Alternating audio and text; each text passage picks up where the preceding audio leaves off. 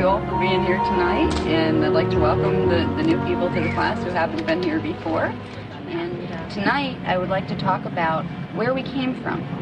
And when we understand a bit of where we came from, we'll be able to understand a bit more about where we're going. We're part of an evolving race, and that much our science has identified. But what that means, science has not been able to tell us because science doesn't know. There's a lot of speculation as to why we are here, and what does it mean to be human, and what are we connected to. Our scientific traditions tend to look backward in time to find relics to give us answers to those questions so we can understand our past, so perhaps we can understand more about our present and what it means to be human and what we are. Underneath all of those investigations, I do believe we're looking for the purpose of our existence, why we are here. So we look for where we came from, what are our roots, to understand some of what it means to be human now, so we understand maybe where we're going. In tonight's discussion, I'm going to present some information that was given to me by the Guardian Alliance that will be very controversial if you've been schooled in traditional earthly thinking. It is a history, and I'm going to leave out a lot simply because it would take a very long time to cover the whole history. But it's basically a history of our origins. And our origins are very different than what science has, at this time, formulated their ideas around. We did not come out of the apes. They came out of us, some of them. The early man, as our history has identified, some of them were connected to us. Others were completely independent races that evolved at different times with us, but that weren't connected to us. There's so much to our history that we have not had exposure to. And I would like to bring some of that information to you tonight as it was presented to me by the Guardian Alliance. In order to understand our history, we are also going to need to understand a little bit about the way a 15-dimensional universe works, because there is much more to the universe than our little solar systems, or even than the massive galaxies that we're able to see with our telescopes and the Hubble space, telescope and all that.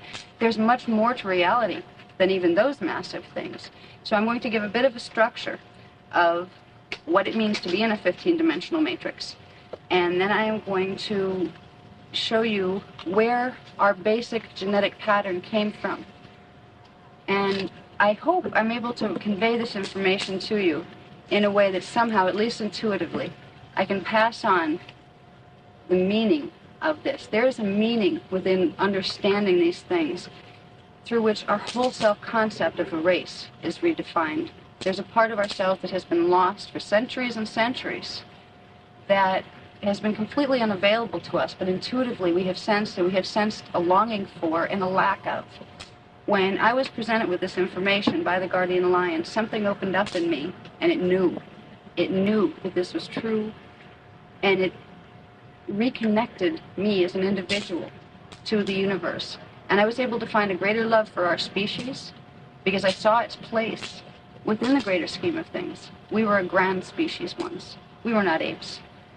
And to understand this, I hope I can convey somehow through what I discussed this evening, the beauty and the meaning of what it means to be human. And also, once we understand that, where we have come from, we will begin to understand what is our process of evolution, where we are going. Because it is not just that we got this far and we happen to evolve to this place and there's really no direction. Evolution is not aimless. There is a purpose, there is an agenda, there are probable versions of what any species can evolve into. But there is also a primary version of what a species was intended to become. And if we can understand that, perhaps for the first time in at least the last 10,000 years, if we can grasp what we were a part of and what we were evolving toward to become, we can really change the way we feel about ourselves and our race, and we can take an active hand in trying to reach that potential more quickly, because we do have a choice in how quickly we will or will not evolve. So for tonight's discussion, I will begin where I left off with the last class. This diagram here, pretty simple looking diagram, shows the basic conceptual structure of the energy systems for what is called the cosmic matrix. At the center of the cosmic matrix, And this is a center that we will not find no matter how far we send out a rocket ship into space. There's multi-levels of dimensions to go through before you could ever find the center. But there is a center to the cosmos. It is called the Unicide, using the Guardian's terms. It doesn't really matter what you call it. All of our religions have taught us about this using the concept of God, because it is not just an energy source through which the whole universe is continually and perpetually fed energy. It is a source of intelligent identity as well. It is energy identity. And everything in the universe is composed of portions of identity out of the Unicide. We are all composed of particles that are conscious units of the Unicide, which means we are all composed of particles of the consciousness of God. And that alone, for me, was a very moving concept. And it's very true. This is where science and religion comes together. Energy and identity go together. Identity is energy, and energy is identity. The central source of that is the Unicide, and it doesn't matter what you call it. You can call it God, or you can call it the Unicide, or that great central source that we come out of. But it is there, and it creates and forms and holds together perpetually, forever and eternally, the entire electromagnetic structure that the rest of the universe is built upon. So the dimensions flow through each other. So when I'm speaking of a 15-dimensional matrix that we're evolving in, we are evolving in one of these. Now, in our 15-dimensional scale, which would be this one, the energy particles, basically, even though we have them when we look under our microscopes, you will see particles that move clockwise or counterclockwise. The general flow of the microparticles in our system moves counterclockwise, while in the parallel system move clockwise. So you have two counter-rotating 15-dimensional scales superimposed within each other. Right now, in our 15-dimensional scale, we are right around in the third dimension. But there's really more to it. That's where our consciousness is stationed as individuals. We are focusing in and perceiving through three-dimensional perception. And I'll explain a little bit more about what that means in terms of the dimensions below it, because it's more than just three-dimensional perception that we're seeing when we look out here. Okay, so I just want you to understand the basic layout of what a 15-dimensional matrix is.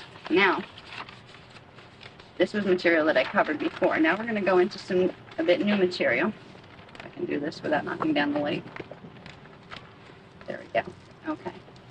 My discussion tonight is going to get into where we came from, where we're going as a race. All right. Here again is our 15-dimensional scale within our 15-dimensional matrix. Okay. In the 15-dimensional scale, there are something called harmonic universes. A harmonic universe is formed by three-dimensional bands and how they relate to each other. And in between every set of three-dimensional bands, there's something called a repulsion zone, which is an area of magnetism that literally forces the dimensions away from each other. So each harmonic universe will become a sort of spherical reality field that is separate from the one above it. They have a different rate of pulsation of particles. So even though they are taking place in the same space, individuals focused in one harmonic universe will not be able to perceive the activity or individuals focused in another one. And this is the basic structure of what we are living in here on planet Earth in the galaxy that we know. We are in something called the first harmonic universe. It is composed of dimensions 1, 2, and 3.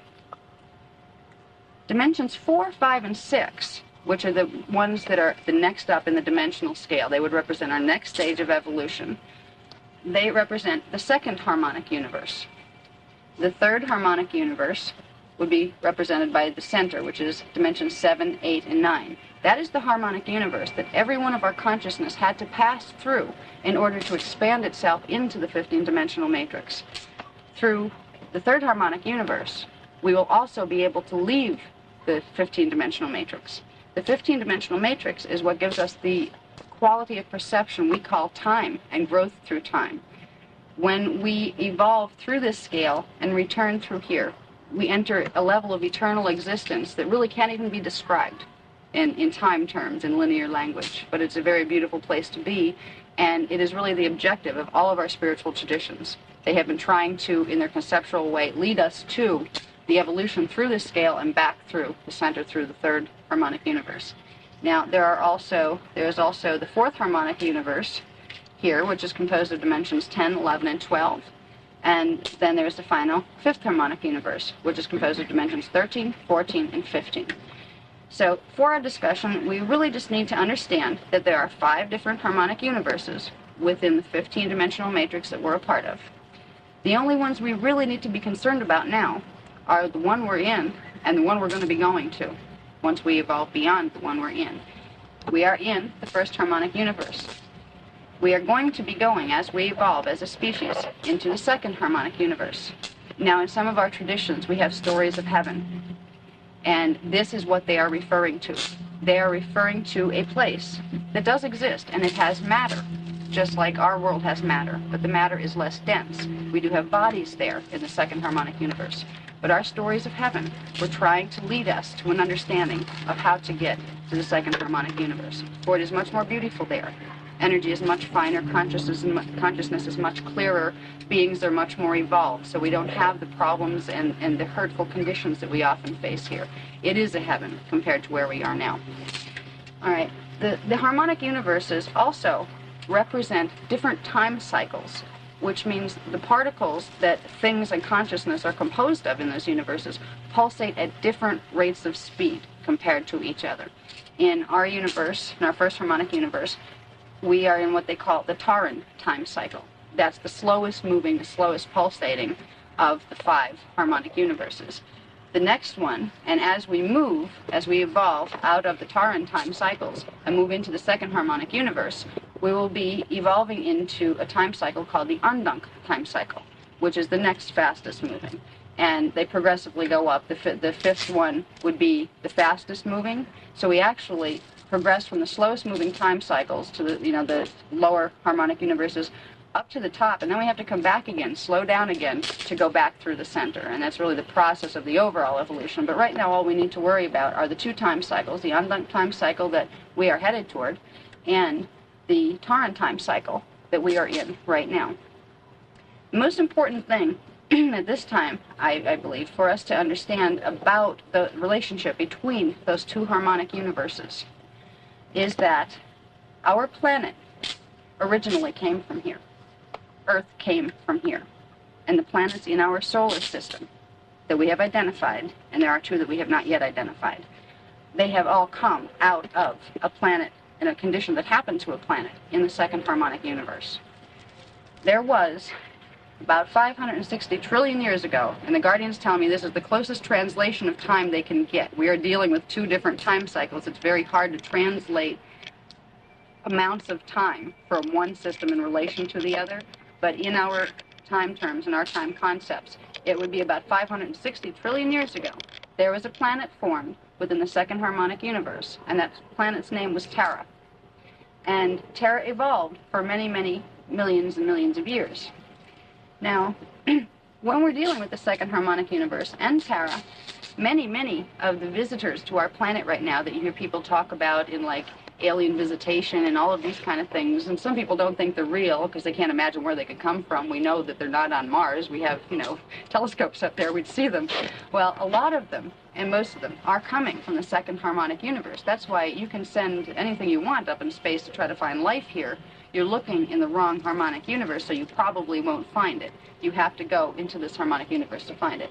So what happened a very long time ago on the planet called Terra, about 560 million years ago, there was a race of beings seated on this planet. The race was called the Turanician, and they were a very, very special race. They were kind of like the babies of the universe. The Turanician race was created by taking the genetic strains of all of the other type of beings that existed within all of the other dimensional systems and harmonic universes, taking them and splicing together the best of the best in order to form a super prototype. And what the beings who created us wanted to create was a species that could embody not only a soul, but an oversoul. It could embody the consciousness of 12 of the 15 dimensions. Most body forms, either here or in the second harmonic universe, can only embody within them a certain amount of energy identity. After a certain amount of energy identity is added in, the gene code can't tolerate anymore. And that's when the form would transmute and the consciousness would move into and evolve into a state of pure consciousness being, where it no longer needed a biology. The Turinicium race was created to be a living library for the 15-dimensional matrix. It would contain the gene codes of 12, within biology, it would contain 12 levels of dimensional systems. And there were contributors of, I think they said about several 100 million different species contributed gene code product to create this new species. This species was viewed as godlings. We were created to eventually become creator gods. And we were revered highly by those other extraterrestrial and second harmonic civilizations who wanted to see themselves be able to expand and evolve beyond their own potentials of their species. So we were created with a lot of high hopes. And the Turiniciums are who we originally were. And this is a surprise to most people, because most people don't even know the second harmonic universe exists. So about 560 million years ago, the universe got together, if you want to look at it that way. Different biologies got together and contributed their genetic material to create this super race of beings. And they succeeded. They created the Turinicium race. They were second harmonic beings. There were gender delineations at certain periods of time. There were other periods of time when there was no gender to them. They did not reproduce by mammalian means as we do. They produced through energy replication. They didn't need to do the mammalian thing. They were a very, very special breed in the sense that they had 12 strands of DNA. We have 2 strands of DNA. Can you imagine what it might mean to have the potentialities of 12 strands? What abilities would that give us? What would our minds be like? What would our comprehension, our power, what would we be like with 12 strands?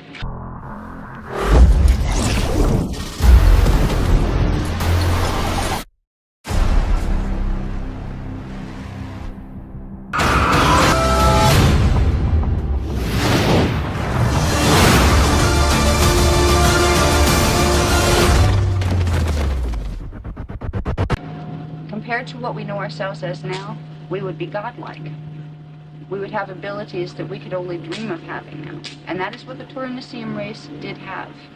And for many, many hundreds of thousands of years, they evolved very well. They were created to be the guardians for the planet Terra. They were in charge of making sure the energy balances of the whole planetary system stayed intact. They were responsible for creating harmonious relationships with the other galaxies and the other planets in the galaxies of the second harmonic universe, because there were many, unlike it is here in the first harmonic universe within our solar system, within the Terran solar system, there were many active extraterrestrial civilizations, and it was just a much larger intergalactic community there. The Turiniciums were raised to become mediators between species because they had the genetic codes that should enable them to be able to identify with every species. So they had a big job to play. They were supposed to be guardians.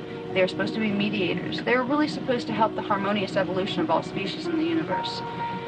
Well, they evolved for quite a long time. They evolved for about 10 million years there. But there were also a lot of things happening in their culture. I won't spend a lot of time on that tonight because it gets into, just like we have little politics things happening here, they had it happening there too on planetary levels. There were certain groups